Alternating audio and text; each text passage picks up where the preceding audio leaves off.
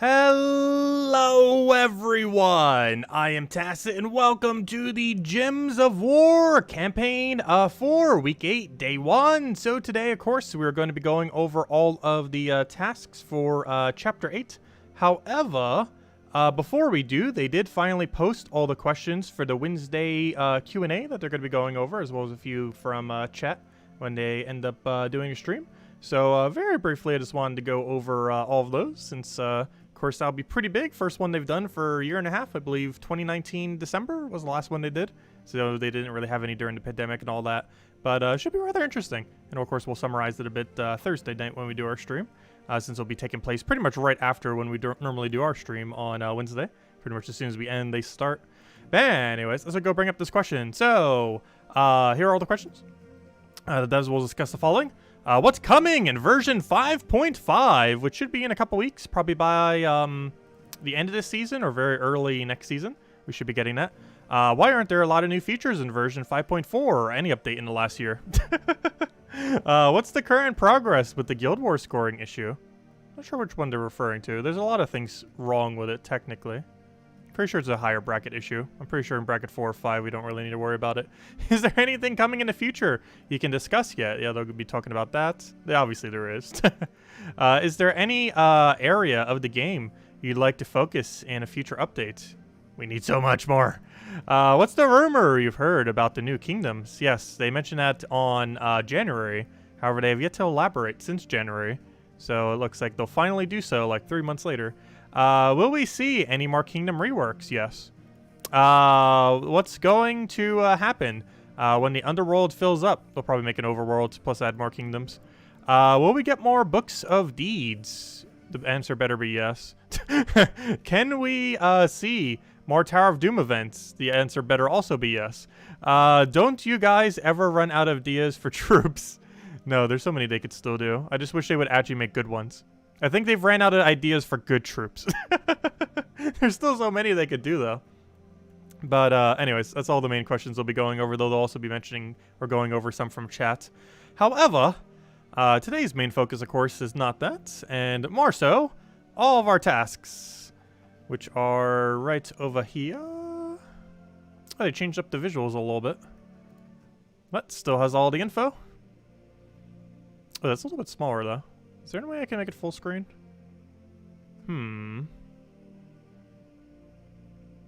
That's weird. Yeah, why does it come out so much smaller that way? Oh, I guess because the upper text there.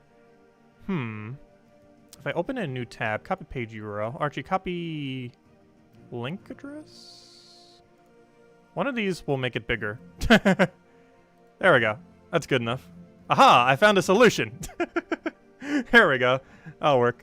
Anyways, so as far as goal tasks, we got to go win a bunch of PvP. So we'll get PvP pretty much done automatically. Win 5 Explore runs at Sword's Edge at difficulty 8 or higher, which we'll just run Zugaf for. You know, quick kill, Explore 12. Obviously, you could do it as low as 8, but if we're going that high already, we might as well just go all the way to 12. Win 6 battles and a 6. It really wants us to keep doing arena, doesn't it? Win 6 dungeon battles, which means we're going to be blocked out of silver at the second task. Which means tomorrow we'll have to complete all battles in a single adventure board. Twice. Oh, no! They did 2 of the delay ones. That means we can't have it done until Wednesday. Because silver will not be done until Wednesday due to having both the double... I don't think we've ever seen this before, have we? I think we might have once. It was really annoying at the end of last season because it happened on like the 10th week. But I think this is the second time this has ever happened where we had like a double delay where it's a we have to do the 2 dungeons and then 2 days of adventure board. So we do today's dungeons, tomorrow's adventure board, and then Wednesday's adventure board, so that it'll be done on Wednesday. That's a little bit unfortunate. And then on Wednesday, we also have to go win 15, or win any battle with your hero using Sword's Edge weapon. Or using a sword weapon, I mean. Which is pretty straightforward, just quick kill roll in. Aside from that, opening event keys, I'm pretty sure I already have that done since we opened like 800 this morning. I did get a Champion of Anu from it too. But yeah, as far as the new legend, he's about a 1% chance per key. As far as the key drop table, I forget if I mentioned this. I meant to and then completely kind of forgot as I was going over everything. But there's a 3.2% chance to get a legend from the event key. And there are 4 legends that can be in the event key drop table. Technically, the kingdom has 5 legends, but only 4 of them are in the drop table. So it's a little bit less than 1% chance per event key. That'll specifically be the new legend. Personally took me 800 keys, but we got the mythic along the way, since you also have a 0.11% chance per key to also have the mythic in it, which means by about 1,000 or so you'd have the mythic, though not guaranteed, obviously, but a pretty good chance. But anyways, the rest of them, obviously, already did that. Open 2 event keys. Pretty sure most people have already hit that. 25 glory keys. Pretty straightforward. 22 match, 22 times match 4 or more gems in any battle except training. So yeah, that we could just spam converters for. Win any battle using Sword's Edge team, which is the restriction for the Ward event anyways, unless you're using a different hero class, so that's pretty easy just to do the Ward event for. Win 4 battles with your hero using a Knight class, which is a little bit annoying. Knight class is really bad. If nothing else, at least you can 50% mana starter off that one Knight thing. But I'm pretty sure it's still the worst hero class in the entire game. 1 blue Summoning Stone. It's pretty straightforward. Kill 13 purple enemies. Win any battle using Sword's Edge banner. Defeat 1 Draculus, which is in the World Lore event. And win 5 glory from any battle except training. Which we actually have a glory troop that gives 5 glory per battle, so you could just do the weakest battle and then just have that in your team and you'd automatically get it, even if it wasn't given that many glory to begin with. But, okay, seems pretty straightforward. Anyways, let's start getting into that, starting with bronze. Actually, wait, what's the other one? Yeah, we'll start with bronze. Because this is pretty much just doing bronze then. Bronze and gold. Because we're going to be locked out of silver pretty quickly. And neither of them have synergy, so we just do arena and then we do the other thing. They don't have any overlap with any of the other tasks. So I guess we pretty much just focus down the entirety of bronze, then we do the entirety of gold, and then we just kind of clean up silver by doing an arena run and doing our dailies. Sounds like a game plan. So, well, let's go start from the top. But before we do, hello everyone! Hope all of you have been having a wonderful day so far. Hello Isabel, hello Defiant, hello root beers, hello Rake. That's something I haven't had for a while, root beer. No, but it's supposed to be because I've been trying to stay away from sodas, but I should go pick up root beer soon. That just made me thirsty for root beer. Hello Isabella, hello Cookie, hello Raken, I already said Raken. Hello Nightmare, hello HD Addict. Hello, hello, Mr. Jesse. Hello, Husky. Hello, Andre. Oh, you finally got Champion of Guard today. Nice, congrats. Hello, Daddy Shark. Hello, Logic Slayer. Hello, Master. And hello, everyone else. Welcome, welcome, welcome. Let's see. You tried for the Champion of Anno as well. You got lucky with 7 legends, but no mythic. Oh, very unfortunate. But it can happen. Yeah, I got a little lucky with it. I wasn't even trying to get the mythic, obviously. I just figured we use some event keys for once instead of doing an orb, just because orbs are now needed, of course, for the occasional Doom troops that they add to the game. Though we only have 2 so far, but still, you never know when they're going to be adding a 3rd. But, yeah, I wanted to save it that way. It took 800 keys, but we got the legend out of it, and it's actually a mythic out of it. And one really interesting thing about that mythic is theoretically 3 of them is useful, because you could do Dawnbringer with 3 of them. That was somewhat a joke team, but it's actually legitimately useful for a couple things. When you're using Dawnbringer, because you gain 3 additional stats per turn, and it normally takes you like 2 turns to get Dawnbringer up anyways. So it's going to be hitting like normally about 6 extra damage to all enemies, which is quite substantial for the areas that you tend to use Dawnbringer in. Anyways, match 4 more gems in any battle except training. So specifically match. So there's a really easy way to do that. If we go to PvP, and we go get a Truffle team, or go use the Rogue Spider, we'll get all the matches we'll ever need, and we'll just use this. Yeah, it's always nice randomly getting a mythic when you're not expecting it. There's a couple ways that they could drop that way. The best feeling one is probably whenever it happens randomly through an event, because there's a really small chance you get one whenever you do the, when you buy up for, like the World event and stuff like that. You just randomly get a mythic from it. Very rare, but it does happen. I think we've gotten about 5 mythics that way. Somewhere around there. So that's over the course of the entirety of those events existing. We've still gotten a handful from it. I have no clue if we've hit enough extra turns. I feel like we haven't.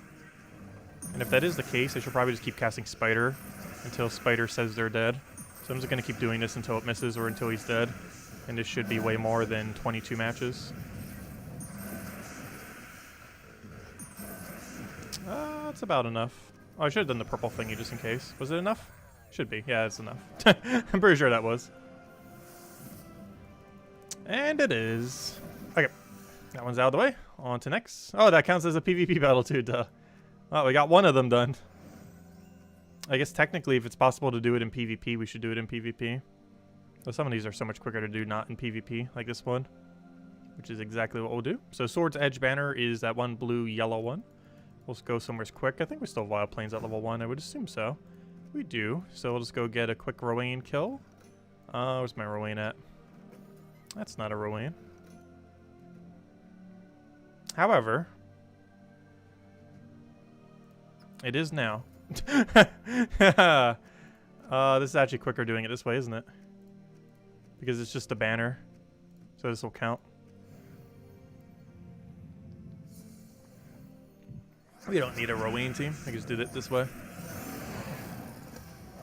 And 4 battles this way will be super ultra quick.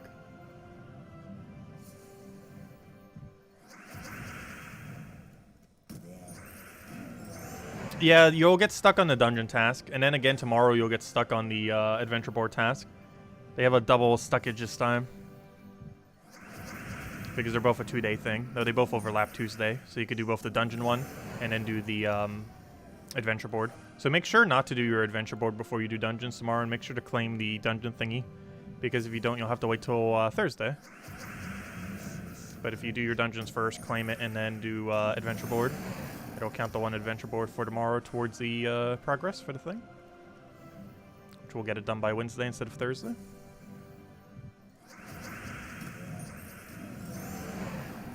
But yeah, there was 1 week it took till Thursday because it was like a 3-day delay into a 2-day delay or something. I'm pretty sure it was the last week of last season. It has only ever happened 1 other time, this being the 2nd time. Wish I would program it so it would never happen. Because it's kind of annoying when both of them trigger the same week. Also, what am I doing? Didn't we already win? Wait, what? What did I do wrong? Win any battle using a Sword's Edge team. Oh. I thought it was Sword's Edge banner. I'm pretty sure that is one of our tasks. Whoops. But that specific one is not that. Well then, fail. There's a way around this though. I'll grab this, not that. I will grab this. Actually, yeah, we'll go with this. We'll do this, do it as night, and should be good to go. So this is already a Sword's Edge restriction, so it works out quite nicely. Paste our team in here. I will specifically have to change to night so that it counts as Sword's Edge. Even though that makes it quite a bit weaker. And now we go win 4 times. Yeah, event medals. Actually, let me go claim the medals. Also, wow, are we already almost done? Do we have 2 people going for leaderboard? Whoa, double purple to blue. Nice. Can we get all good orbs? Aw, you ruined it, Orange. You ruined it. Almost. Yeah, we're already at stage 12. Aha, that's why. Yeah, it is 2 people going for leaderboard.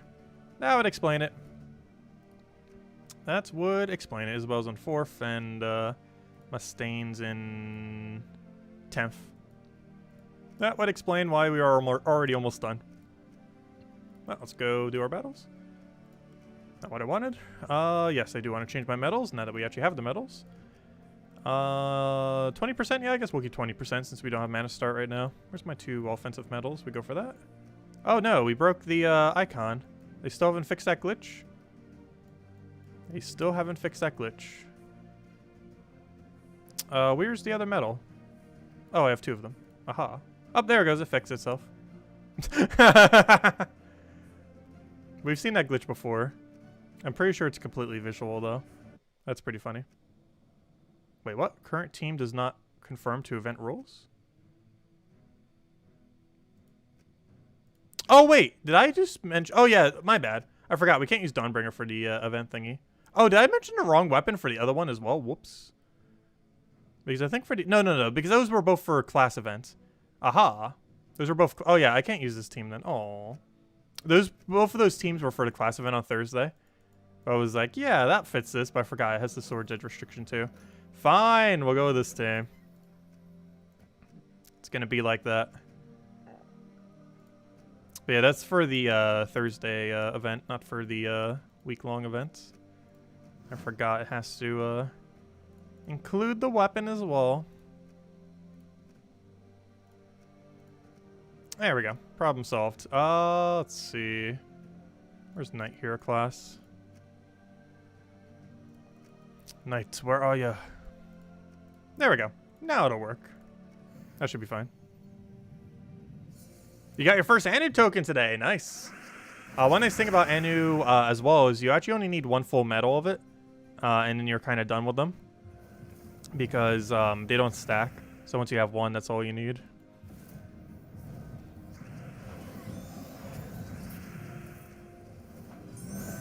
There we go. 3 more battles now. After I messed it up like probably 5 different ways. But we're in now.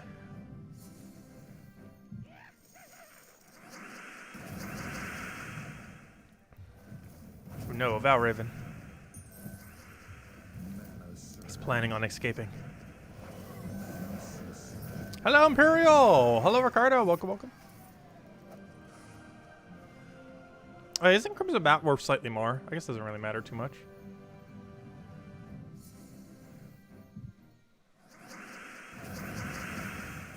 What's hello, DS? Welcome, welcome.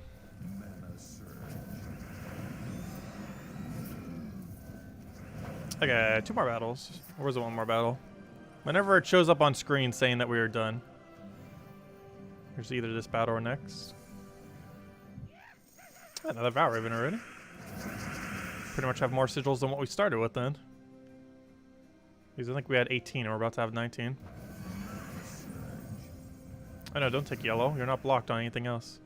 It's scary if you keep taking yellow. Should be fine though. There it is. Okay. That's done. We'll use a real team later. But that gets that objective done. Nice and quick. Now we gotta go use Knight Hero. Well then, hello team we just used. Never mind. Welcome back. Oh, Draculus is better. Because obviously this uses Knight Hero class. How convenient is that? I kind of forgot about that synergy, but I guess that works out quite conveniently. Since we don't need to change a single thing. We just keep using the same team we just used 4 more times. We could always just use Rowan Quick Kill as well, but at least this gets ward event progress as well.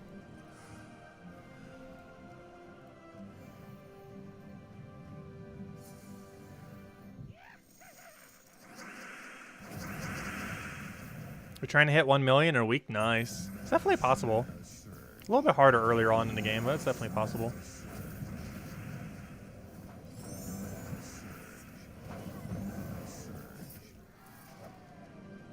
That early in the game, PvP is probably your best bet for gold. Later in the game, you tend to use Cedric teams. Either with a Scouting Key build, some kind of AoE build, or some kind of quick kill. Well, it just depends how you want to use them.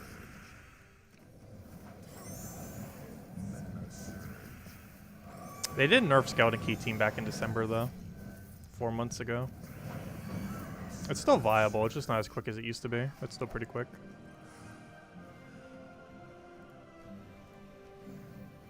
Hello, Tyrian! Welcome.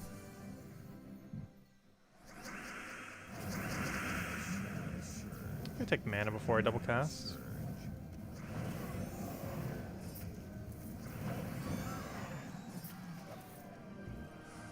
Alright, there we go. Another one down.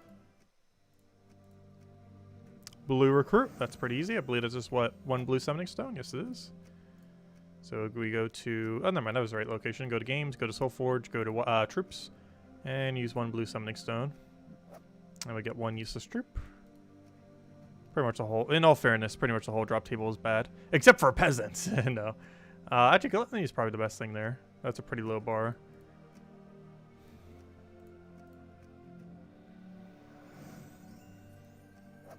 Okay, Purple Slayer. Kill purple enemies in any battle. Where's the highest concentration of purple these days? Golvania is pretty high. Kedar is pretty high. Pretty sure Kedar is slightly higher on purples. I say that, yet we're only up against 1 purple here.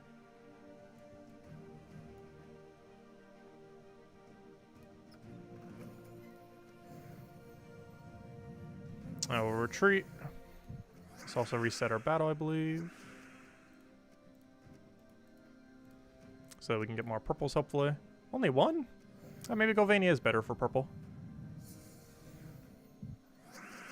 We're already here, though. Might as well just do it here.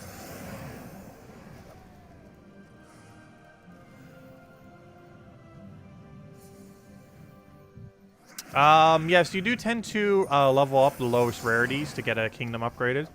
So, of course, normally you do want to prioritize getting some good troops traded, particularly higher rarity ones and ones that you're actually, you know, actively using to have good perks. However, when you're upgrading kingdoms, you tend to just do it based on lowest rarity, targeting mostly just the commons, rares, and ultra rares, unless the epic is really good and you want to upgrade it within the kingdom. But normally you focus only on commons, rares, and ultra rares, as they are substantially easier to upgrade than the other 3 rarities. Because the gap between how many resources you need drastically increases once you go up to epic, or, you know, base rarity epic. Because how far they're ascended doesn't matter. Trading is always based on their base rarity. Making commons, rares, and ultra rares the easiest to do. Because for something like an ultra rare, you need 3 arcanes and a bunch of other resources. Then when you go up to an epic, you need 4 times as many. You need 12 arcanes and a bunch of other resources. So it jumps quite a bit between ultra rare and epic. So you normally want to do ultra rare and below.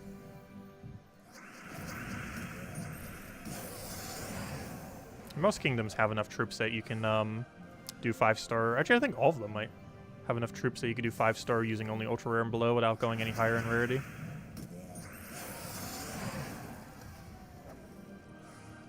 Because I think you need like 7 traded?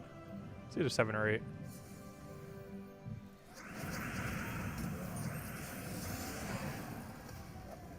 So where are all those purples at? I feel like we're getting like 1 per match. I guess Golvania was a bit better. But the amount of time it would take us to switch to Golvania, I might as well just do them here until we get it done. Because I don't think Golvania is set to level 1 currently. Because it's generally where we explore 12 at. So very doubtful.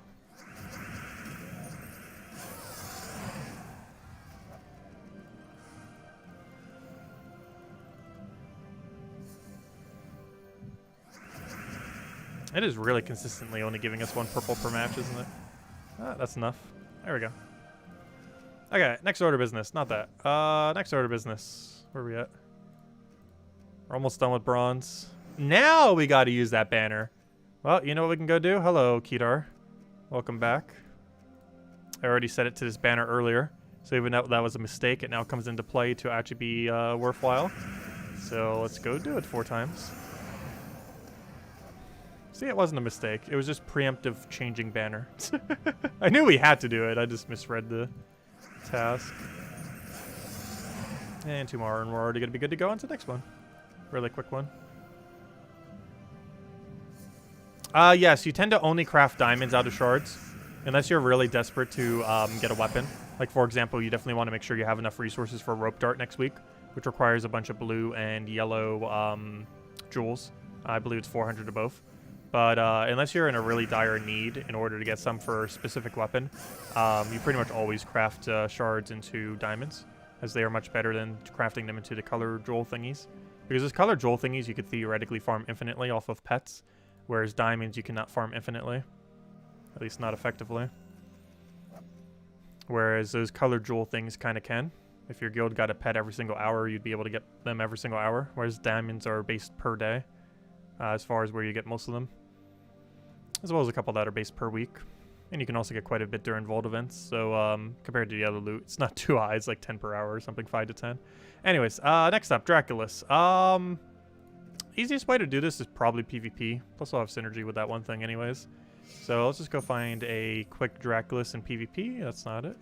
Sometimes the firebomb ones will be related to it. Not this time though. Oh, there it is. This is why I clicked on it. So if you're wondering why I was clicking on this one, even though it was firebomb, it's because quite a few people will set mass firebomb or a mass useless troop combined with the event thingy, which works out quite nice there. Oh, rope dart's the best weapon in the entire game. I wouldn't even be surprised if they nerf it soon because everyone's about to get it. It hasn't been available for a year and a half, which is the longest any kingdom has gone, I believe, without an event. But yeah, rope dart is insanely good. A lot of people have been waiting for it for quite some time now. And it's going to be available all next week. You normally don't see me using it too often because it's not the quickest of options, but it probably has the highest win rate of any weapon in the entire game. It's really great for Guild Wars. Also, don't we have Guild Wars like right around the corner too? So perfect timing. Glory Hound. So all we have to do is just gain a little bit of glory. Well, we got to go do a bunch of PvP, so I guess we can get some synergy there. Let's just go into this battle and kill it out. I guess we'll use this team. I already have it set. Though once we go do the mass killing for PvP, we'll probably switch over to Rogue Spider. I think this is a little bit inconsistent for PvP. Also because if we get super unlucky, we kind of just lose.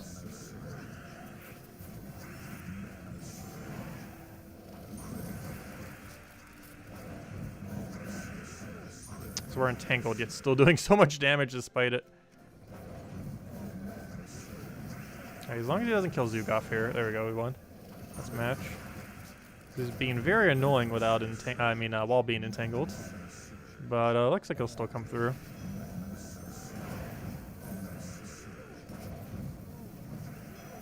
Please unentangle already. How on earth are you still entangled? You've been entangled this entire battle.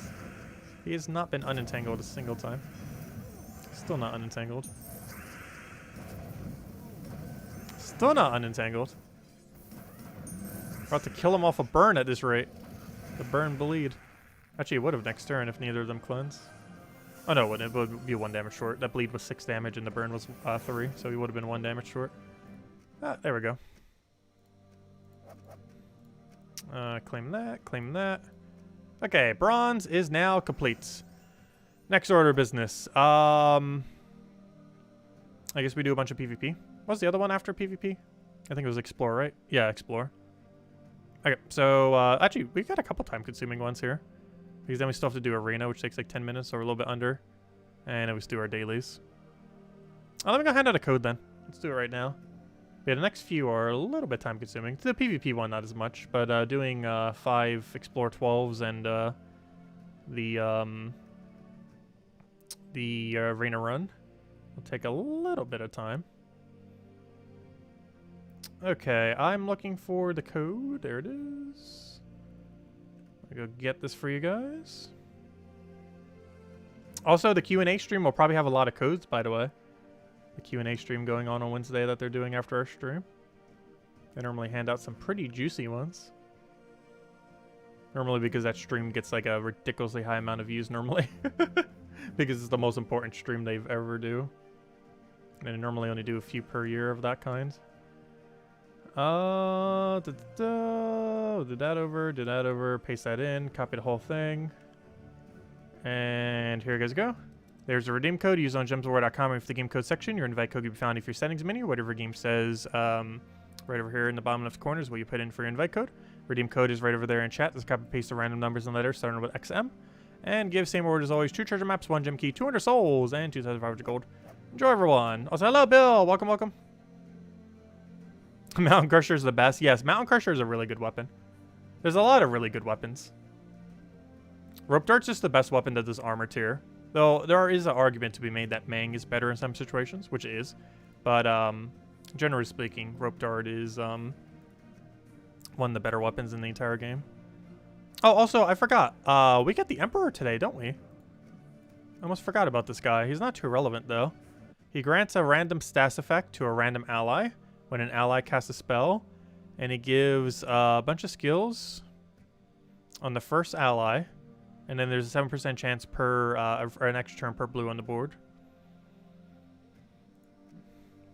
For only 6 mana, it's not horrible, though. I just don't really see a situation where you'd bother using this thing. Like, all it really is some extra stats for your first slot with a small chance of possibly extra turning. Because unless you had 14 blues on the board, that's the only time it'd be guaranteed. And generally, there's not 14 blues on the board. But there can be, of course. Anyways, let's go and switch to some magic. And let's go take out some PvP. Gotta go do 20 more battles. Do I need more copies of this pet? I don't believe I do. No, I don't. I'm just making sure. Well, let's go kill some PvP. I want to go do it with Rogue Spider, of course. Still my favorite PvP team currently within the game. Also, if I'm not mistaken, Mother of Darkness has not been available since his team has been decently meta. Or, you know, since Rogue Spider came into the game. She should be available in the next few weeks, though. Which will be the first time since she has been really good that she's been available in SoulForge. She's been available multiple times before, but this will be the first time when she wasn't completely useless when she'll be in SoulForge. Because prior, she basically had no purpose, but then Rogue Spider came in and made her one of the best mythics in the game, at least for this particular team. Generally speaking, she's still a pretty bad mythic. But in the context of this one singular team, she's pretty insane. Because she's exactly what the team needs to work. It just happens to work out that way.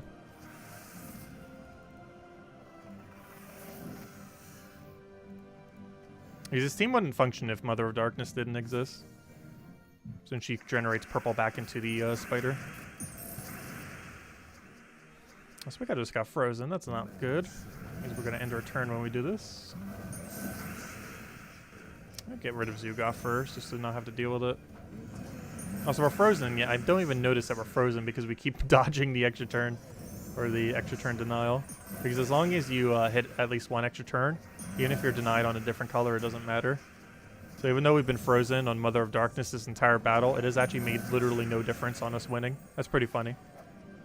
She's been frozen the whole battle and it does no difference. As if she wasn't even frozen. What class? Rogue Spider team? Use the Rogue Hero class. The Corsair. It counts as Rogue. And the reason for that is you get more gem spawn off of Spider if you use a Rogue Hero class. And this is the only Rogue Hero class in the game. It also has the byproduct of feeding more blue into Mother of Darkness, which of course is pretty beneficial because one of the two things Night Spider creates is blue, and the other one is purple into itself, which works out quite conveniently, because that's pretty much exactly what you needed to do, and that's exactly what it does. A rare instance where a troop is pretty much perfect. I'm actually surprised they haven't nerfed Spider yet. I hope they never do. His team is so much fun. Is that even that broken? Our team's still better than it. I just like using it because it's a lot of fun. That's not enough damage. Because there are quicker PvP teams out there. But this one's a lot more fun to actually use while doing PvP.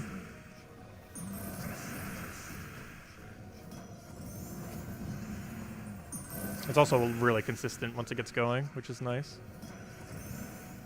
It's not enough to kill either of them. But if we do this, it will be, because bleed will kill. And if this ends our turn, we win. Or we can just do that, that works too.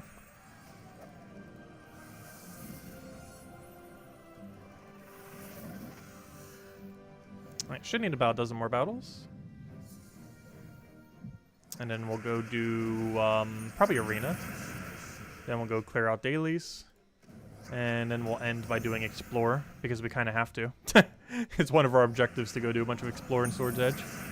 So we kind of have to do some token grinding. We were probably already going to be doing some token grinding anyways at the end of this stream, so it's kind of convenient that there's a task related to something we're pretty much already going to do. That now just makes us do it.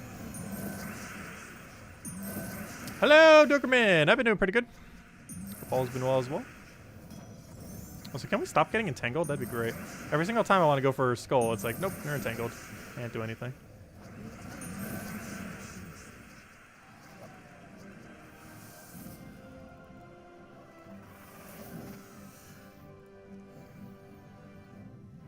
Also, speaking of furries, Frostfeather will freeze our entire team, as if we already haven't been frozen enough. However, there's a way to avoid this. We just go and dodge it.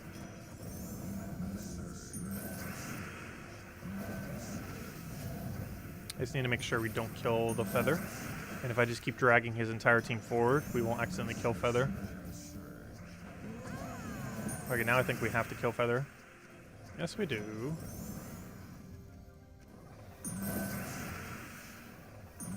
Rather unfortunate. I don't think it matters because Rope Dart kills anyways. So we lost one single extra turn. Oh, make that multiple. He just drained our thing. That's bad. Oh no. At least Hero's not frozen anymore. Oh, no, it doesn't help if it keeps getting mana drained every 5 seconds.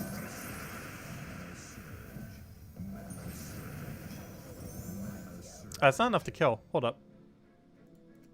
We got a problem.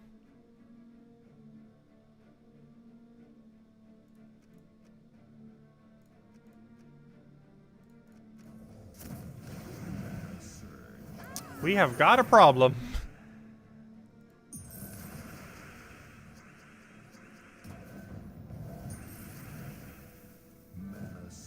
I think we still win though. Yep, that's match. What a weird battle. See, look at how powerful Rope Dart is. It can solo an entire team. Actually, you actually can legit solo an entire team, though it would take forever if it was your only thing. But it can function as such. Yeah, I know. Did we get triple kill def marked? I'm pretty sure we got triple kill def marked. I've almost been quad killed before. One of my troops had immune, and they got a triple kill on me, which made me think that time would have been a quad kill if he didn't have immune. Yeah, we've seen triple kill quite a few times off of def mark, where the enemy just wipes everything but one.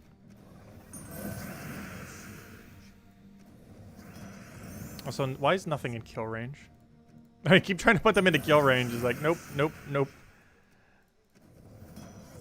There we go. Wait, you're not in... Yeah, yes, you're in kill range. Never mind, both of them are. I didn't realize we had 57. Oh, wait, you have arcane, don't you? No, you don't. How are you gaining more magic? Oh. Oh, yeah, I forgot. One interesting thing about Rogue, well, as well as several other hero classes, but it's most relevant on Rogue. It's actually good to get it to level 100, because its final perk is all Rogue allies gain 1 magic when doing an extra turn. And that's how we're gaining that magic. I was going to say, like, how are we gaining it? I almost forgot about that trait. It's one other thing that makes this hero class pretty good synergy for this team.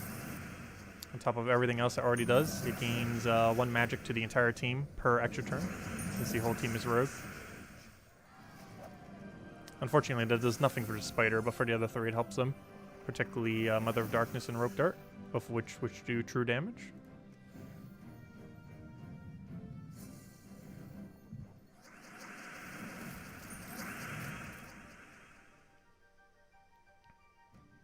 This team doesn't have as consistent of a loop as Truffle. Truffle can do a true infinite. This team, while it does almost infinite, it's not a true infinite. It eventually ends. Whereas Truffle can legitimately never end if you do it correctly. And you have the storm set up and everything. It's pretty much impossible for it to end. Whereas this team eventually breaks its loop. It normally can loop like 20 or 30 in a row, but it does eventually fail. You kind of saw that earlier when we cast it about a dozen times in a row and then it eventually failed. Which makes it not a true infinite. That's pretty close. It is very close to being so. Though not completely.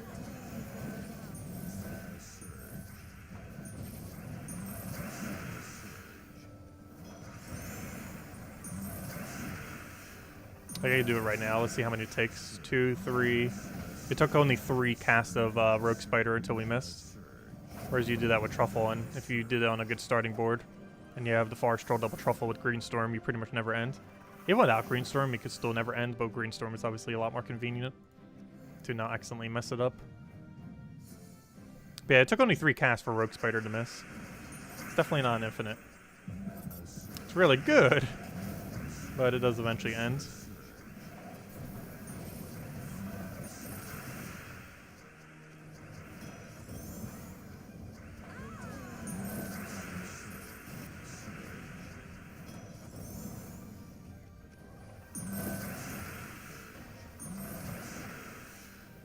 Oh, why did I go for Frost Feather? I have no clue why I did that. Because now we're frozen. So Life and Death, stop being so good. Does Life and Death need another nerf on top of its nerf?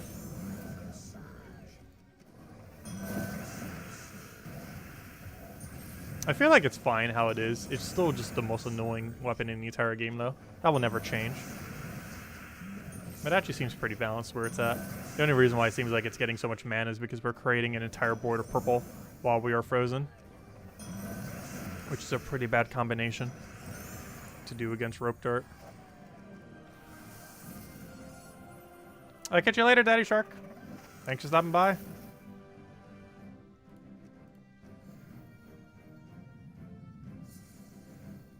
If anyone didn't claim the code yet, there it is. Not sure if it's been used up by now. Probably might have been, and about like 10-15 minutes ago.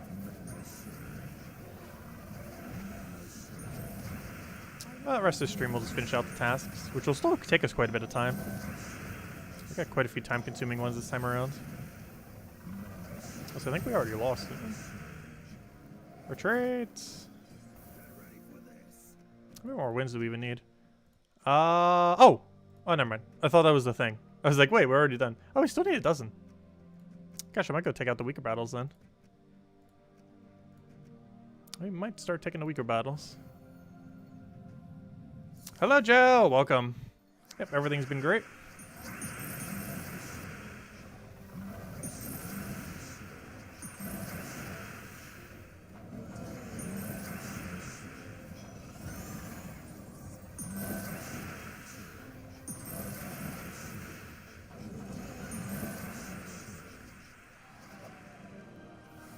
Also, at this rate, we might end up gaining a level this stream. Oh gosh, Frost Feather. It's becoming really annoying.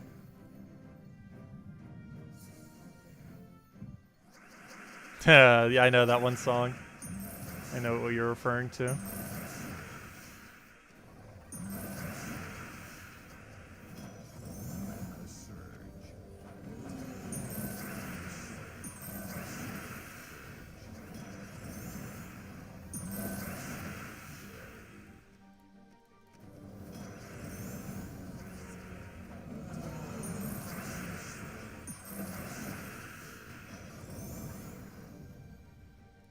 Oh, why'd I do that? I already had the win condition. We can just cast this guy.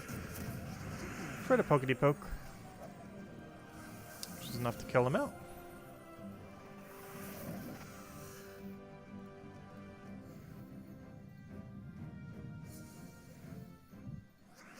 Yeah, the new legendary troop's okay.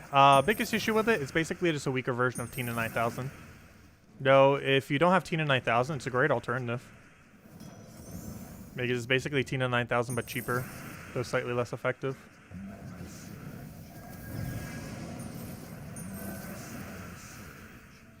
But if nothing else, there are some instances where it can get double cast value pretty nicely.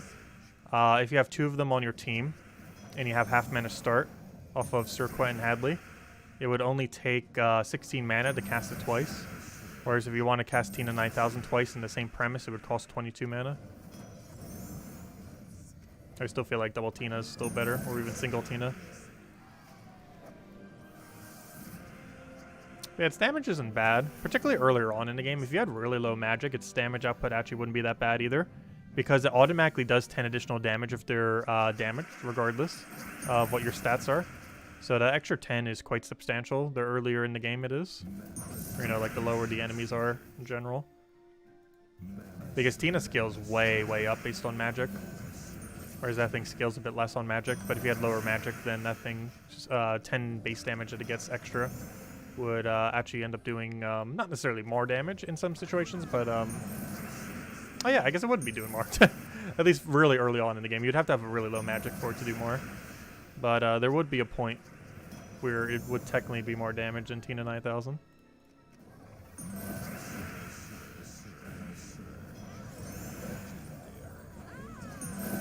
Since it has a base 10 extra damage to everything, basically. As long as you're damaged.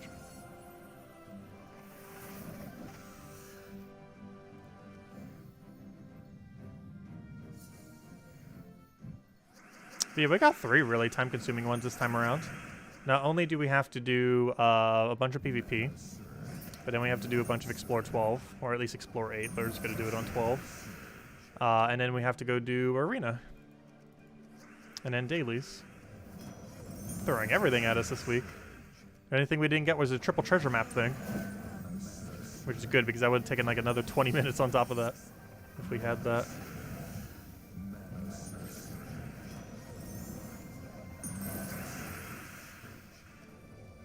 But still, overall, not too bad.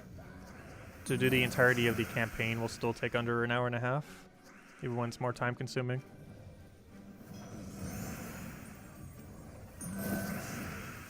Which, to keep up with the battle pass, isn't really that bad at all.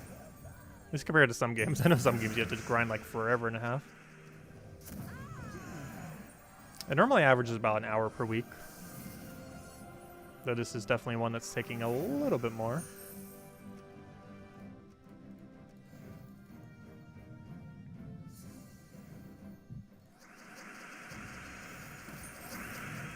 I'll take that over. Get a rope that down.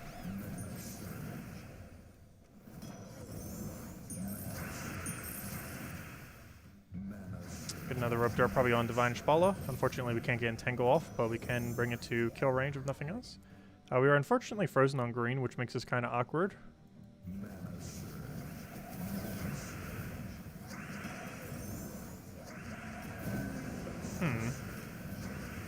Divine Shpala Quillen doing Divine Shpala Quillen things.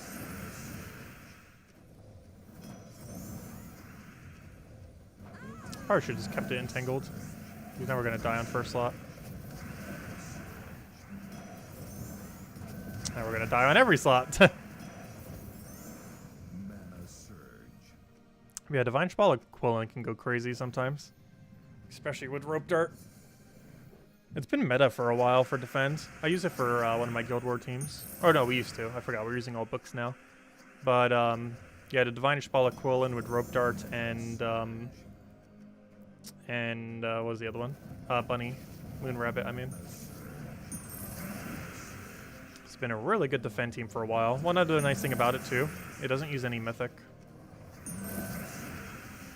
The only big issue with it is it requires Rope Dart, but hey, Rope Dart's available next week.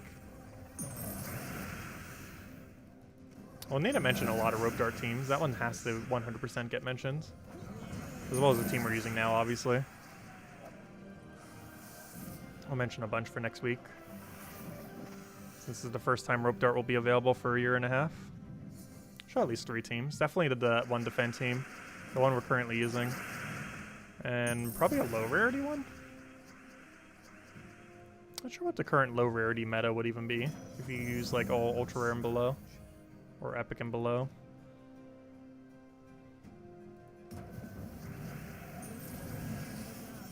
Let's see, we'll take that over. Because normally it's synergized with legends. Because most of the builds for it are legend builds. This particular one does use one mythic though.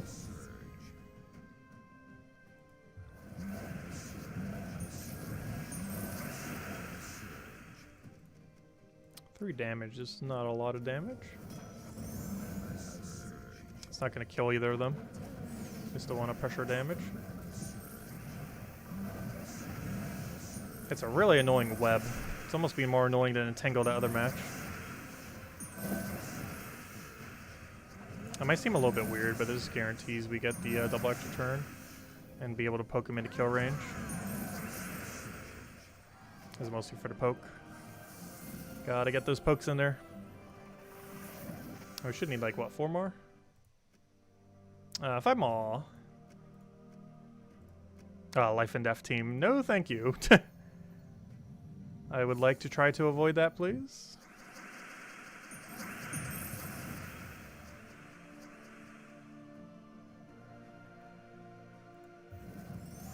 Oh, why did I not take that? I'll take that over. Get a Rope Dart down. If I would have, we would have had full mana by now. Didn't get purple from Sky. But we could do that.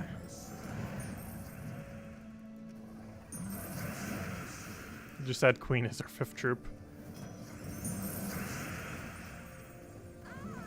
If only it was that simple.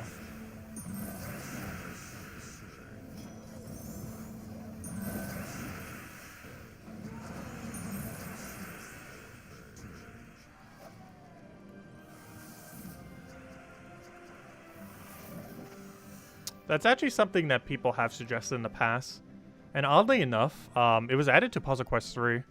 A couple things that have been suggested for Gems of War that they never end up implementing for Gems of War, they actually implemented to Puzzle Quest 3.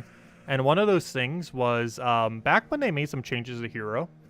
I think it was about 2 years ago when it was really pushed a lot. Maybe 3 years ago. But there was a couple suggestions by people to basically make it so Hero doesn't count as one of your 4th slots and is basically like your 5th cast.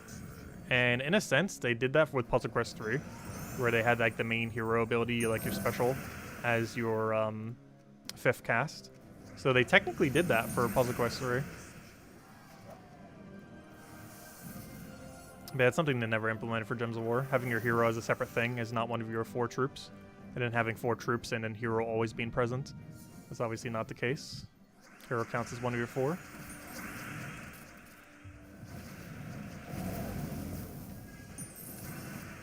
I was back when Hero was really bad before it got the patch that made it really good. That was mostly when they added all these perks to every hero class. That was like about 2.5 years ago. But prior to then, there were a lot of suggestions to make Hero viable. Because there was quite a bit of time in this game's history, like half the game's history, where Hero was pretty much useless relative to other options. Only in the last few years has Hero actually been extremely meta for every single team. Mostly when they added those perks, because it basically has 10 traits instead of 3, which obviously makes it really good, for the very obvious reason that 10 traits is better than 3. Because it has 3 off the normal traits and then 7 off its leveling.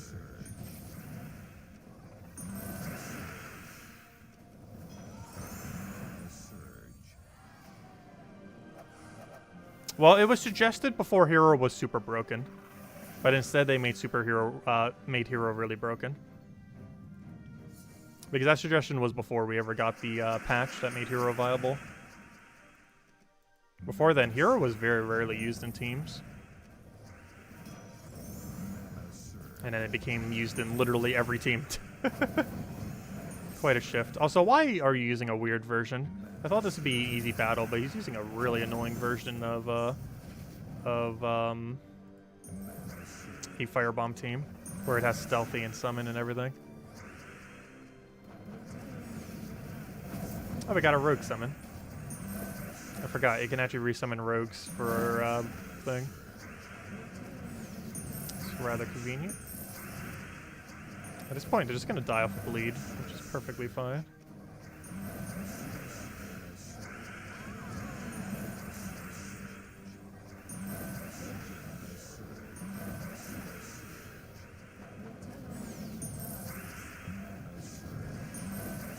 And a smash. I can literally just pass our turn and we win. Hello, Nexus! Welcome.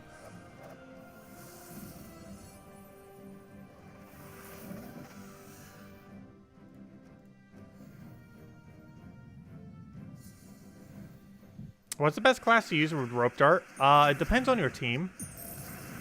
However, Thief Hero class is normally one of the better ones to go with it. In this particular team, we're using it with Corsair, just because it fits the team concept that we're doing. But normally a hero class with Stealthy is almost always used for Rope Dart, because you don't want your Rope Dart getting targeted. So it's pretty much a minimum that the hero class has a Stealthy on it. Actually, this one doesn't have Stealthy, does it? But it's because you have to use it for the rogue aspect. But generally speaking, you want to have Rope Dart with Stealthy, especially if you're using it on defense. This one just has to be using a rogue hero class because we need it for the rogue synergy for the rest of the team. There we go, finally done with PvP. Also, we're so close, I might as well just do one more battle. Just hit the 1.9k so I don't forget to do it later. Since I generally don't do PvP that often. Just in case I forget. We're only one battle away anyways.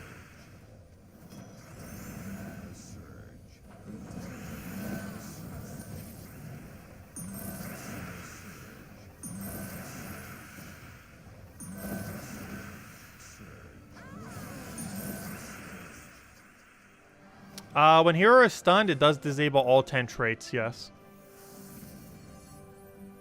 That is correct. It disables all 10 of them. Unless they activate at the beginning of battle, in which case it still stays in place, of course. Like any of them that trigger at the beginning of battle. But, yes, any of them that are active, or, you know, that constantly keep occurring, they will be disabled while the hero is stunned. All 10 of them. Okay, next order of business. We got to go do a bunch of Explore, and an Arena run, and then our dailies. Let's go do the Arena run next, I guess, so we can go do dailies. And then we just do some Explore. And just do a bunch of token grinding there. Okay, let's see. Just do Arena next. Where is Arena? There it is. Okay, can we get a good draft? Nosferatu is a little slow, but safe. 10 damage, 16. If the enemy is a beast, do triple. There's enough beasts that we might be able to get away with that. Though the rest of this team is looking pretty bad, which makes me want to repick. Yeah, this definitely feels like a repick.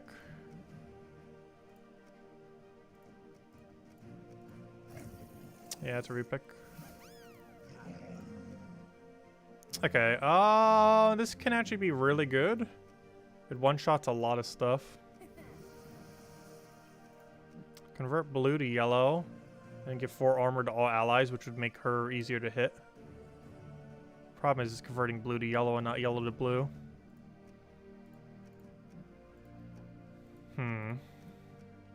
I could always put it behind Lady Ironbeard. Also, we just got this guy 2 times in a row. Are we just gonna base the entire team based on her and nothing else? Sure seems like it at this point. I gotta take this just to cover red.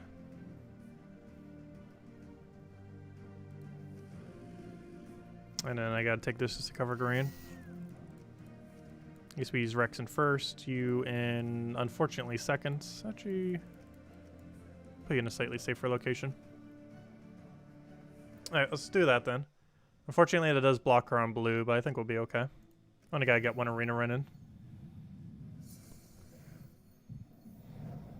Okay, yeah, one other thing that's kind of interesting. If you're stunned, it also disables all medals that are active.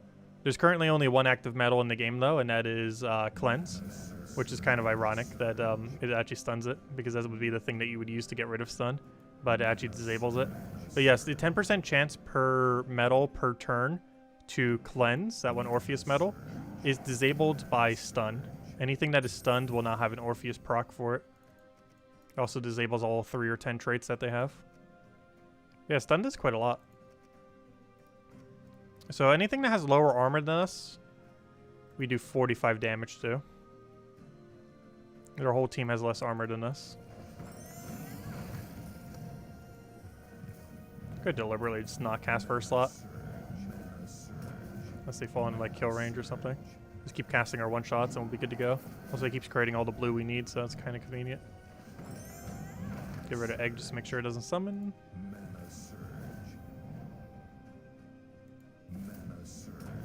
Keep getting all the 1-shots. A little slow killing them 1 at a time, but it's working out. There we go. Yeah, it's one of the reasons why Obsidius is so strong. It's one of the best support troops in the game. It's very situational when you use it, though. Because the enemy actually has to have good traits.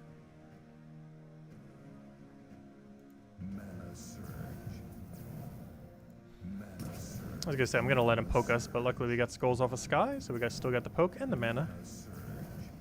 Try and take as much blue as we can so he's not blocking us anymore. I really wish we could have something else there other than him. But it's kind of fine. Grab a little bit of green there. It's gonna poke us, but it's also fine. Getting some really unlucky cascades. I'm just gonna go for a kill here. He also has Cleanse. Of course, he cleansed before he actually gets a stats effect on him, which kind of made that cleanse rather pointless there. But he's blocking on blue again. I need to be taking brown. I'll take that brown then. I'll 1-shot that before it does something scary. And we should be good to go from here. Just need that last little bit of mana. And then we 1-shot him. Which is pretty much going to be the premise of every single one of these battles with this team. Is Ironbeard just 1-shots everything. Lady Ironbeard.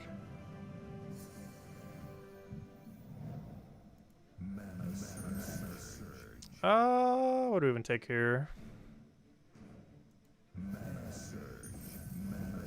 Full mana on that thing. Do we even bother casting that? Do you hit random enemy? Yes, you do. Oh, he's about to firebomb. That's actually beneficial. One less thing to deal with. It's not like he's gonna kill anything.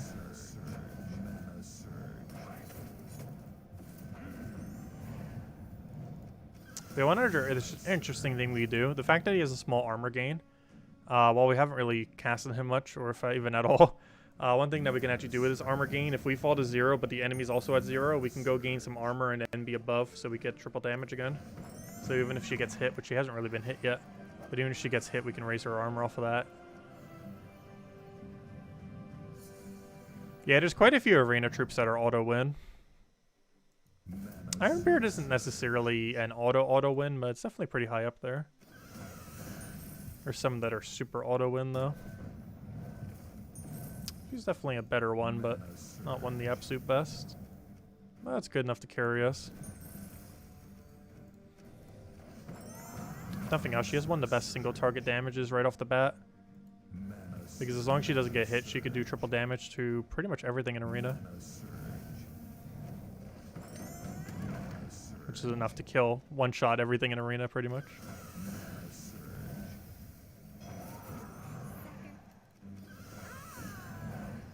Yeah, let's match. Should probably done that the other way around just to make sure it wouldn't miss, but luckily it did hit the right target. Because the last slot would have survived with 1, which would have been annoying. If nothing else, maybe it would have died off of poison. I keep forgetting that thing even has poison. It's kind of like Rockworm and the other worms, but it's not a worm. It's the only worm-like troop that's not a worm. It's a bird. But it has the same premise of all the worm troops.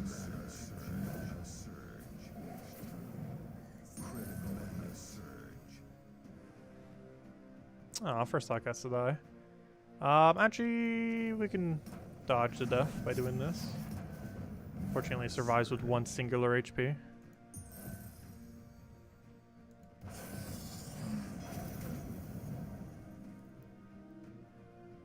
I want blue or brown. I guess we'll take that. The brown is that important that I will waste my turn for it. We should probably go one-shot that before it tries doing damage. That would also guarantee kill our first slot, which we don't want.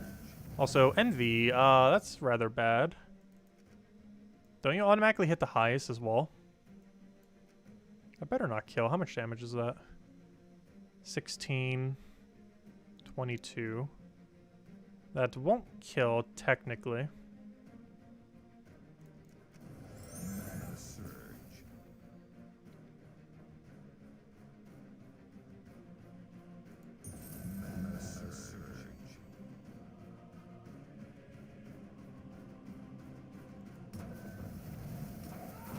Okay. Kill first slot, please. Oh, that's really bad. Let's give Envy mana. Oh no. If Envy casts, we lose. I shouldn't have casted that. Oh, he's gonna cast. Did we just lose to Envy? We did. Unless I could Skull Distract him. While also simultaneously getting full mana. Oh wait, that wasn't enough because neither of them were boost ratioed. Good thing neither of them had full mana. Or full HP. I forgot because he already damaged us, so now it doesn't do nearly as much. Okay, as long as we don't get hit, we win. Problem. He's going to target that Doom Skull and kill us next turn. Second problem. I have to take purple, and that kills us as well.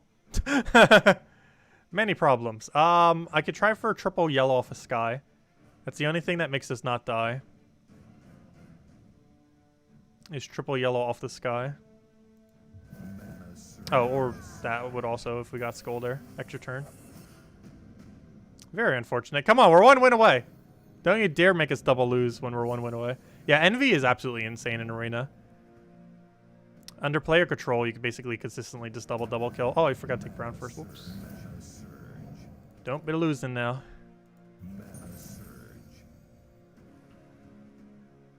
We gotta do the whole Arena thing all over again if we lose this battle.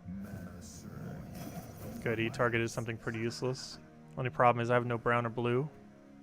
Our really much needed manas are nowhere to be seen. Luckily we got brown off the sky. Alright, we got something started here. We'll go for this. Who do we one-shot? Probably the guy who's trying to kill us. Also to make sure we don't accidentally miss with green. Yeah, we'll kill you first. You're just going to die off of skulls at this point, I'm pretty sure. I want to kill last slot next just because I don't want him to get green value like that Envy was last turn, or last battle. So we'll kill that just to make sure he can't get green value. He'll poke us, we'll poke him harder.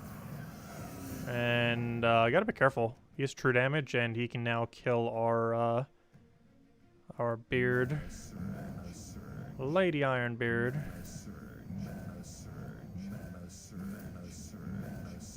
Let's match. There we go. Okay.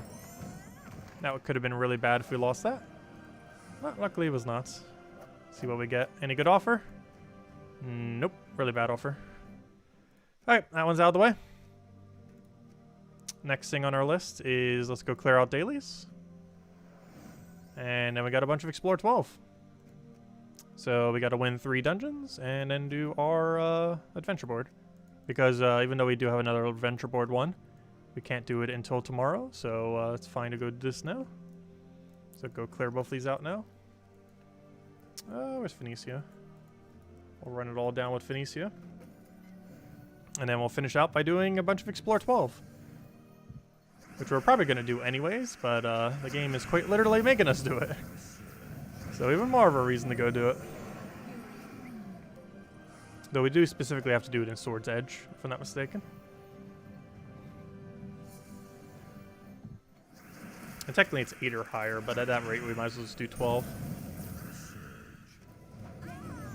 Because Phoenicia can't one-shot Explore 8. Pretty sure Explore 7's the highest she can go. At least in a tankier location like that, because there's a trip that has 50% reduction as well. 50% spell reduction from the kingdom.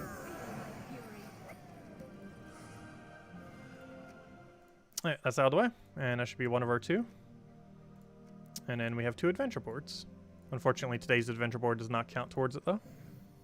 Which means it'll be done on Wednesday.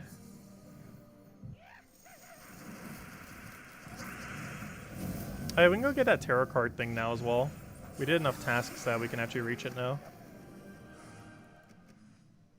It's not really that good, though. Though next week we get to go over the Mythic a week early, which will be fun. I don't know, we might do some teams with the card tomorrow. I don't feel like it's viable, though. We probably won't do it tonight. I do want to go claim it.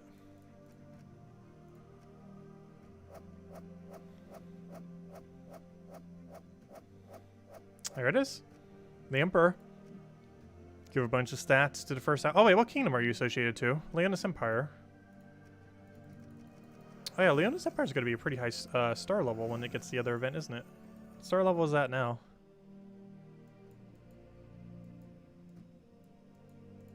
It is currently at 21 stars. Interesting. Which means, yes, it'll be the first 23-star kingdom next week, or 2 weeks from now. Next week is Pride Lands. The week after that's Leonis Empire. But yeah, it'll be the first 23-star kingdom on the final week of this campaign. Anyways, let me go upgrade it real quick since we got a star level out of it. See, there was a reason to claim it now. Oh, wait. Oh, hopefully it's fully... Oh, wait, never mind. I could just use a blue orb on it. This one I kind of have to use a blue orb on, though. Well, I guess it's good that we saved our blue orb earlier, then. And didn't use it on the other thing.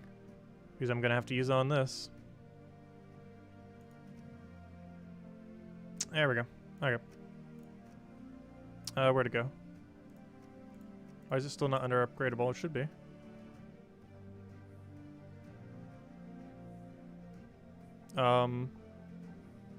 Where'd it go?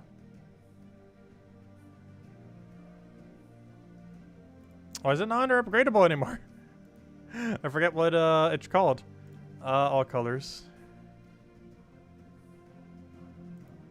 That's weird. Why does it not show leveling? That's weird. It doesn't have its leveling, but it's not showing that it has a leveling capability.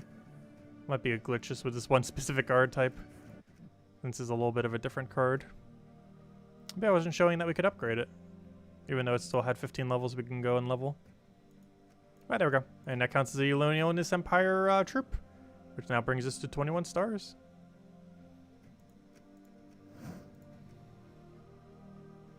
Oh, wait.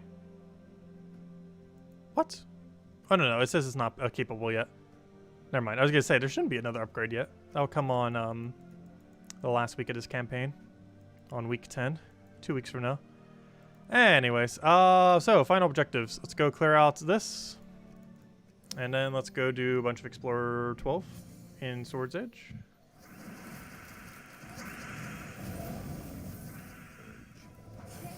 And then tomorrow all we'll have to do is clear out silver. Oh, then again, we can't finish out silver, can we? We just have to do our dailies, doing dungeons first, then do the other thing. And then we still have to wait till Wednesday. A little bit annoying. At least it doesn't block us from getting the card. If nothing else. You got an offer for 500 gems for a Medal of Anu. And 3k souls. I personally gone for it multiple times before. I personally didn't feel like it was worth it initially. However, over time, I've kind of actually found it to be valuable, so I've started getting it. But initially, I did not get it the first several times I've ever seen it. But as of the last several times, I have been getting it every single time. It's pretty pricey, because obviously 500 gems, that means you would need 5 of them plus 3 epics. So if you need 5 of them for a legend, that's 2,500 gems to get a legend upgraded. However, getting a legend with a few extra stats is pretty useful. There's quite a few legends that you use quite often. And while 2,500 gems is a lot of gems, to have a 100% guaranteed upgrade on it, to have a few extra stats is actually not horrible if you're planning on using a legend a really high amount. What legends have we upgraded so far? I believe Web Spinner, Yalgway, and Queen of Tanya are the only legends I've upgraded so far. Though if I'm not mistaken, we do have the resources to go upgrade a 4th currently.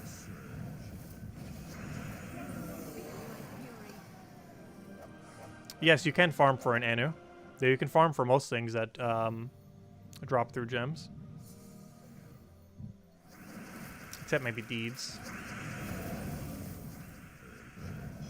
And technically war coins, but I don't need war coins anymore. Alright, we cleared that, we cleared that, we cleared that, we cleared that. Okay. Only thing left to do that we can do is do a bunch of Explore 12 for Sword's Edge. So that's exactly what we shall do. It's already on Explore 12, rather convenient. And of course we'll bring out Zugoff. Same premise, we're just doing it here instead of Golvania, since it's making us do so. Not sure if this place has a lot of immune to burns. I actually forget what has immune to burn here. So we'll find out as we use this a couple times. We'll start to remember by the ones that don't get burned and then just remember to always hit it. Because that's one nice thing about Zugoff. Even if you're doing a kingdom that does have some immune to burn, as long as you insta-kill the ones that have immune to burn, especially if there's only one in the battle, obviously, you technically don't need to worry about the immunity anymore, since you can just insta-kill the one that has the immunity.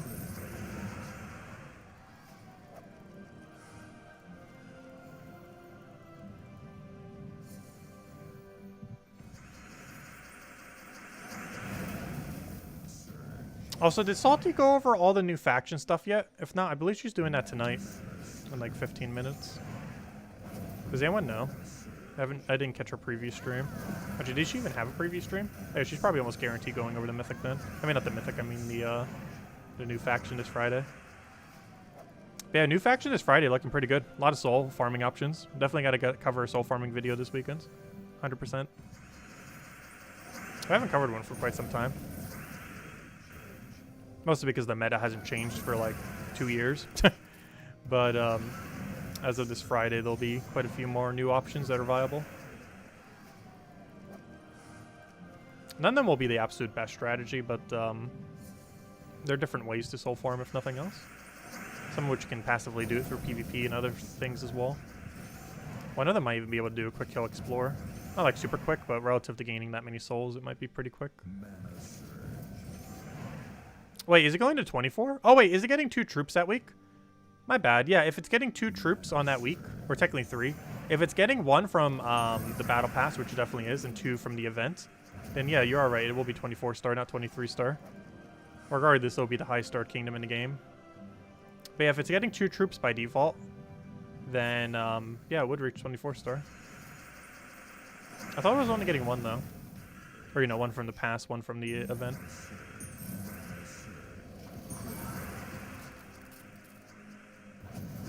Unless you're referring to another Leonis Empire at a different time. Oh, 1 down, 4 to go.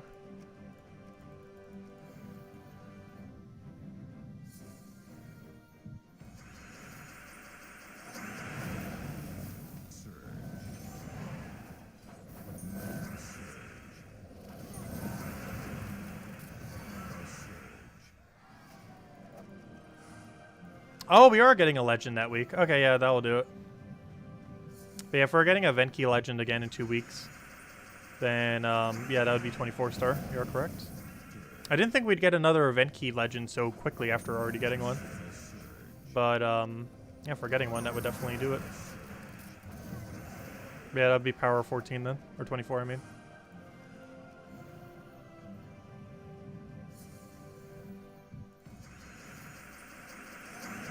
Which I believe is tribute chance twice then. Because you get tribute reward for 21, then tribute chance, tribute reward, tribute chance. So that means that week we get 2 upgrades to tribute chance for Leonis Empire, which is the main one that's pretty useful since that increases the amount of gems you get per hour, technically.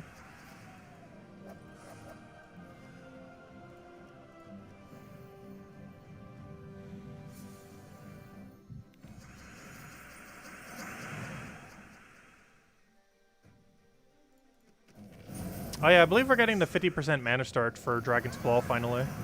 I know that's pretty soon. I forgot the exact date. It's like right around the corner. I should make dragons quite a bit more viable.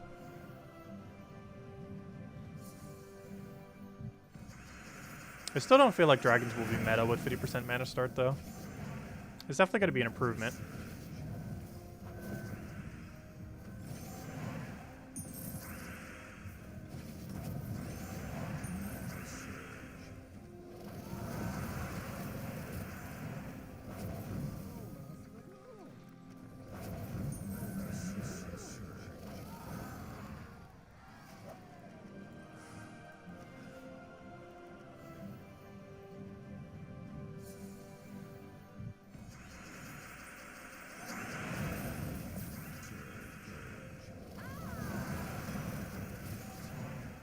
But yeah, this Monday event really made us grind it out. It almost seems like it's going to be about 2 hours total.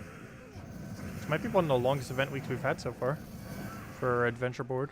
I mean, not Adventure Board, for, you know what I mean, for, Campaign Pass.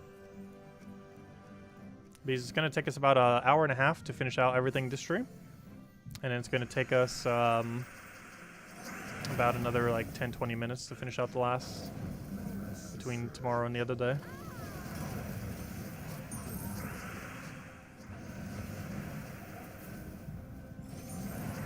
We'll put it just under 2 hours.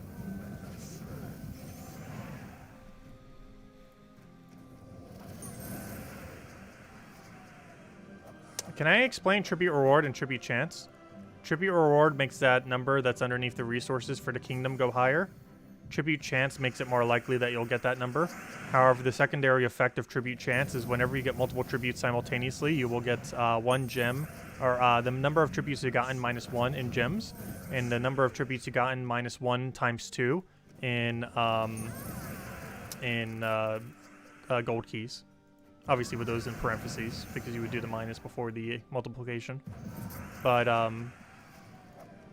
yeah. I feel like it just made it even more confusing that way.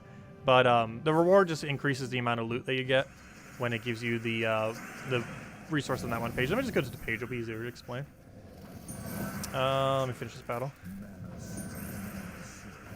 Let me go to the battle, or out of this battle. So for example, let's say, this is usually on this Empire, I guess, as an example, since we're about to get upgraded a lot soon.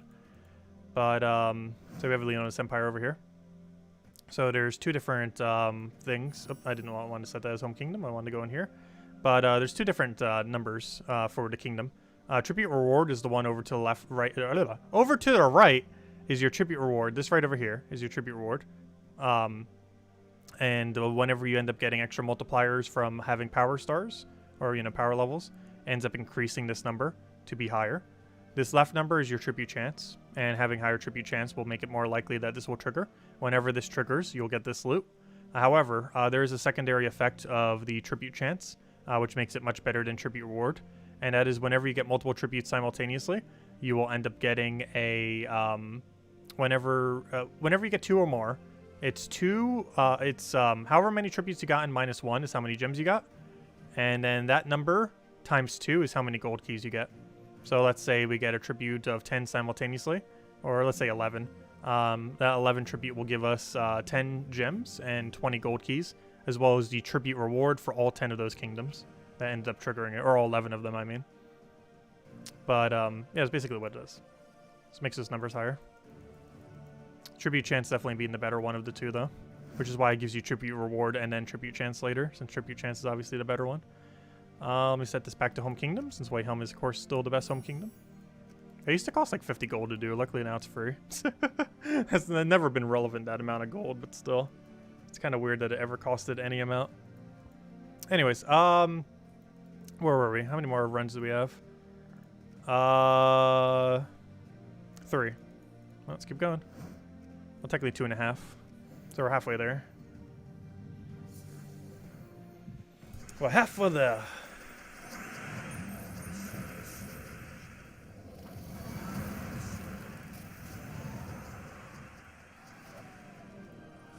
Oh, I got another pet. Someone's doing a lot of PvP. But then again, I guess the entire guild is, since there was an objective to go do 22 battles. So if every single person in my guild is going to be doing 22 battles today, that will definitely give us a lot of pets.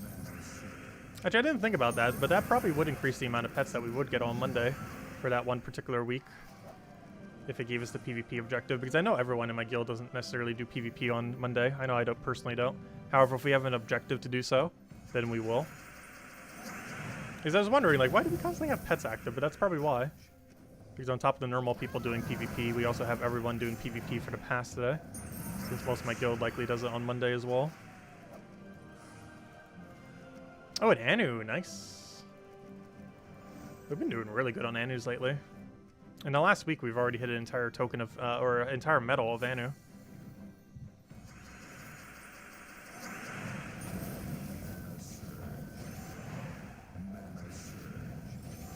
Is Champion of Anu worth forging? No. I did randomly get one this morning, though, off of RNG from Event Key Drop Table. But I wouldn't really go out of your way for it. The only reason you would ever go out of your way for it is if you have 0 mythics for Sword's Edge and you want to go get 10 star or higher. You would need a mythic, and in which case Champion of Anu is better than the other mythic that's currently there. Not by much, but it is technically better than the other one. But that's like the only instance you'd bother getting it. I wouldn't really go out that far out of your way for it unless you really just want it for Kingdom Upgrade. As a troop itself, you don't really ever use, barely ever.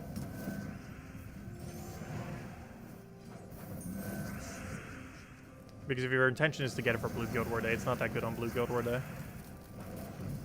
All the ones that give 1 to all stats per turn are surprisingly not really that usable on Guild War Day. Mostly because it's a really slow amount of gain, and as stats keep getting higher and higher, 1 stat to everything per turn is becomes increasingly weaker.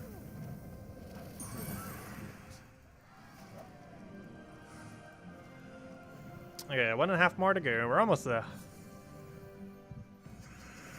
But yeah, if anyone has any other questions, let me know. We'll go over them all. Tomorrow night we'll be focusing on Sea of Sorrows and probably the Ward event, since we didn't really get to Ward event much today. Wednesday we'll probably be wrapping up the World event, if the guild hasn't already finished it, since we have 2 people already going for a leaderboard. And aside from that, Thursday we'll summarize the Q&A stream that happened the previous night. And then Friday we'll have new faction. And then Saturday we do pure faction for the new faction. And of course Friday morning we'll have a bunch of the faction being done, since we always stream it for quite a bit. Normally the way we break down new factions is we do the morning stream where we go to do quite a bit of levels, normally to about 300 or so. Then the nightly stream we finish out pretty much the rest of the sigils we have. Then on Saturday night we do pure faction, as well as whatever other grind was not finished with it.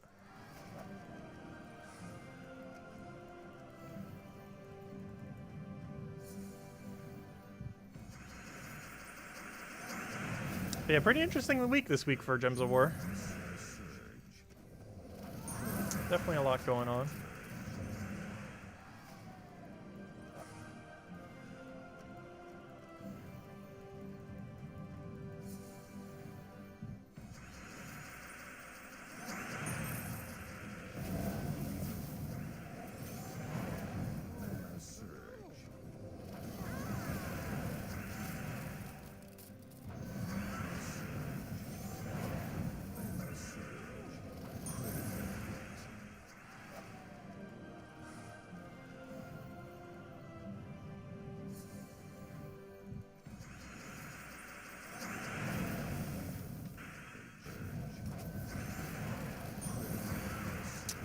let's see. Do I have a skull? Yes, I do. Nice. Let's grab that and just need one more. Oh, you didn't even go for it. Perfect. Oh, wait, I didn't. Oh, no, he cleansed burning. So I can get the kill. Fail. Oh, naturally have immune. No, he doesn't. He cleansed it. Didn't notice.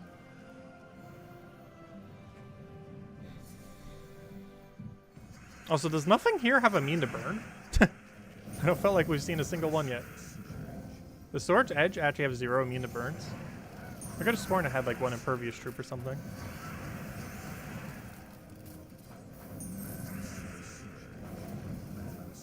Oh no, I think that one brown yellow archer has immune to burn. The one that does true damage. I know for sure at least one thing here has immune to burn. We're just getting lucky and not really seeing it. That or we happen to be naturally clicking on it every single time. Since I subconsciously know which one it is that has immune. Let's see. I'll take that one out.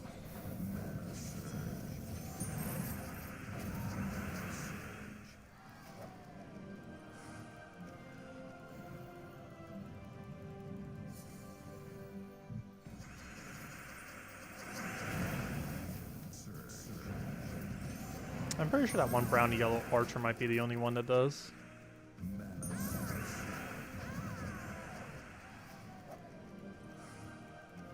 I don't recall anything else that does. Also, what's his name used to have impervious, which is the other one I'm thinking of with impervious. Tall. He ended up getting empower instead and got his ability buff nerfed. Then they tried buffing him but made him worse.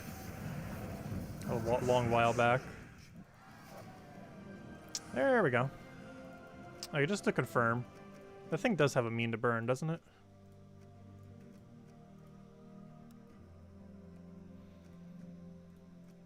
Yep, he has immune to burn. I knew there was one.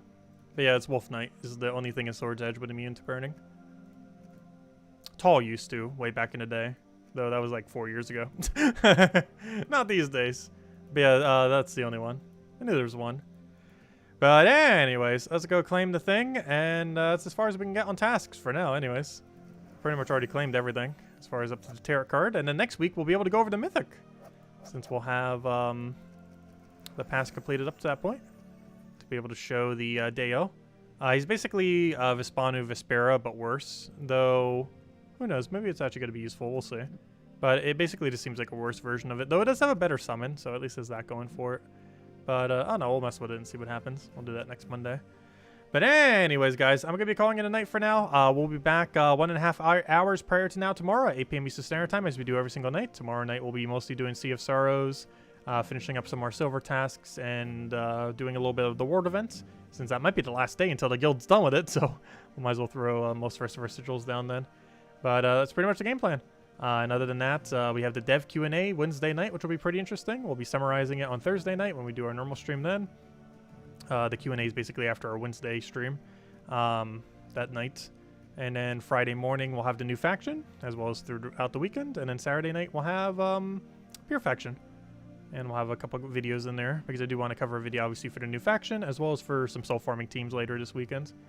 Anyways, guys, that'll wrap it up for now. Thank you so much for watching. Have a wonderful week, and I'll catch you guys later. Goodbye, everyone.